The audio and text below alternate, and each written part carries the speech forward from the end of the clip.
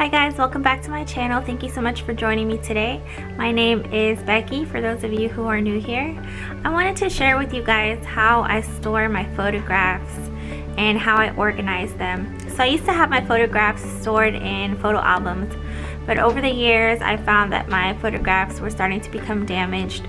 So last year I decided to go through all of my albums and reorganize my photographs in something else that was going to protect my photographs and make it easier to organize them. So I went to the Container Store and I was able to find these really awesome photo boxes. So these are the containers that I picked up from the Container Store last year, and I really like them because they're clear so you can see what's inside, and they're also very sturdy.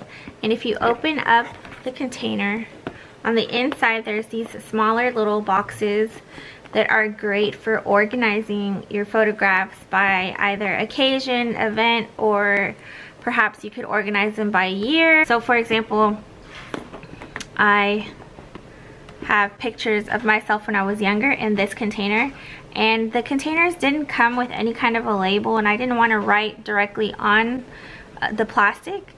So I got these labels from the Container Store as well, and I just labeled what's inside here. It just makes it really simple to be able to find what you're looking for. So if I wanted to go back and look at pictures of me when I was younger, I could just simply open up the box, find the container that says pictures of Becky, and it's just really simple to find everything. This just makes it super easy to be able to store my photographs and keep them safe and keep them in good condition. And also for when the time comes to distribute these photographs amongst my children, it'll just make it super easy to be able to do that without them having to go through the hassle of going through bunches and bunches of photo albums or a messy stack of photos in the closet. Everything's already very organized in here, and we'll just save them that stress of having to do that later on in the future.